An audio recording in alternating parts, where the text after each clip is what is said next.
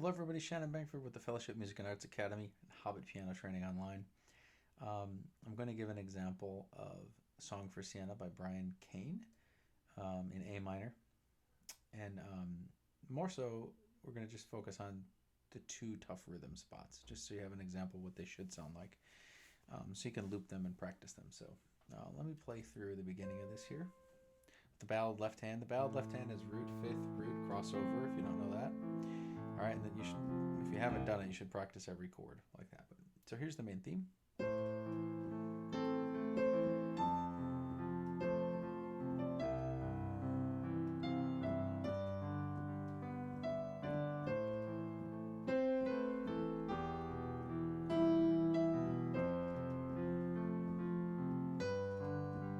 right, then it repeats. I'm going to slide this up here.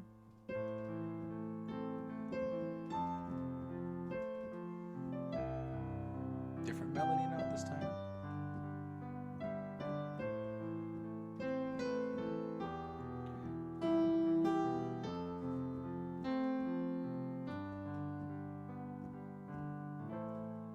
Okay, all right, so that's what it should sound like. And the tough spots are measure 1 and measure 6.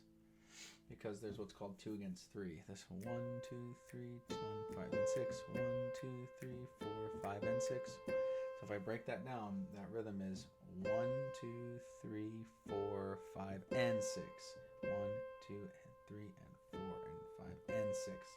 And since the duple rhythm has the second note here hitting on the and, it's not going to line up with our left hand. So we're together on 1, and we're together on beat 4, but then we're in between.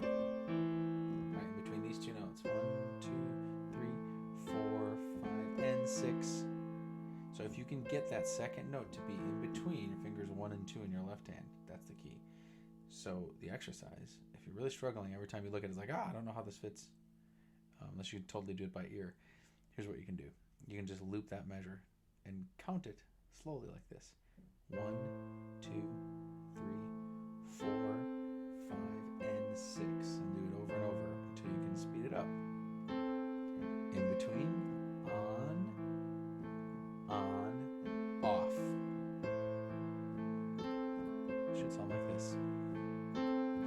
Alright, at this point you probably want to pause the video and just see if you can loop measure 1.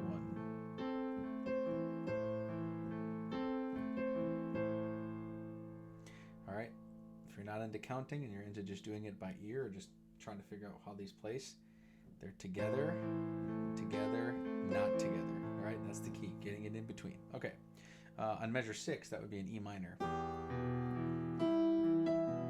here's measure 6. So you hit this on with 1, 2, 3, 4, 5, and 6. And again, it comes between these two fingers. That high E. You hit this E at a high E, and then this one in between your fingers. 1, 2, 3, 4, 5, and 6. 1 and 2 and 3 and 4 and 5 and 6. And then loop this one like this. Again, it's together, together, off, together, together, off, together. And you loop it. Okay, pause the video. Try that.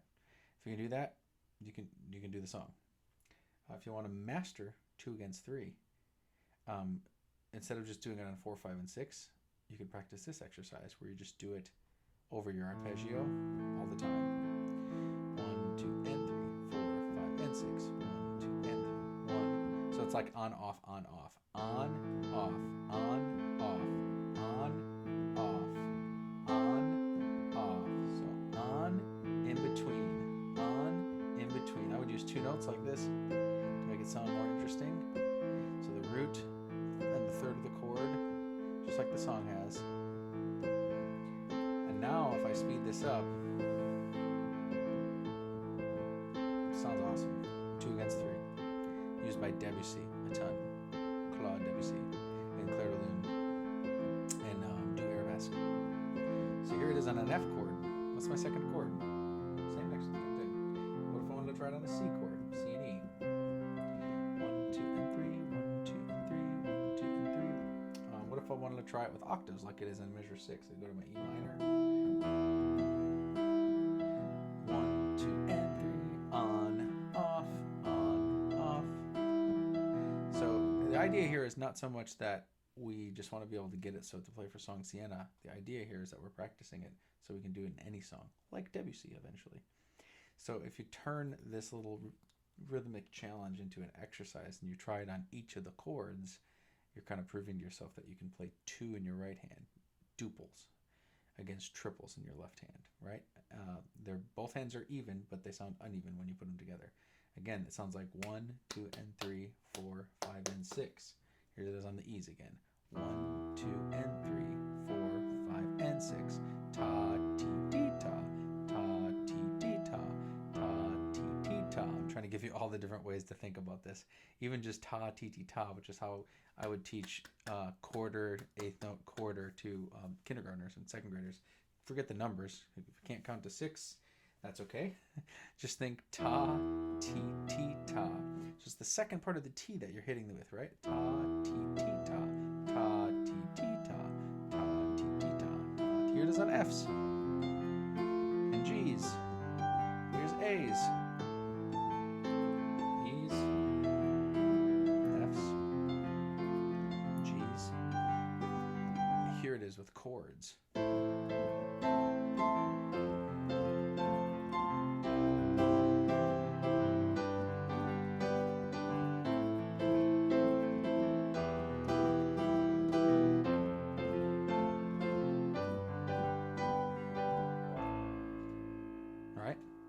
So anything you want given the chord. Think of the chord you're on, play the 2 against 3. That's my suggestion. Okay, I'm going to do one more little bit here. Am I still going here? Yes, good. I'm going to demonstrate just the middle section. Once it goes to the key of G or E minor. We have sharps now. All right, just because this rhythm is a little tricky sometimes. So we have to get this melody in the head. It fits over the D chord and the G chord. All right, so and before you try that with the ballad, just play D and G.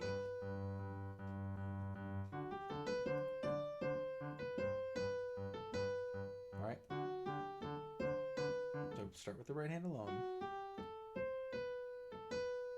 And then your T, D, D, D. All right, and then, and this may not be that hard, but loop it.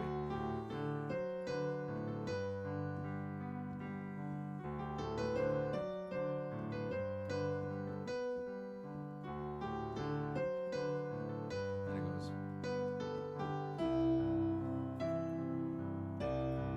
And on D's. Oops, F sharp, sorry.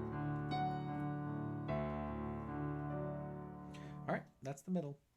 And again, if you can't do the ballad left hand right away, even a D chord and a G chord, you just have to give yourself the beat, or just a D, G, or just tapping. Right?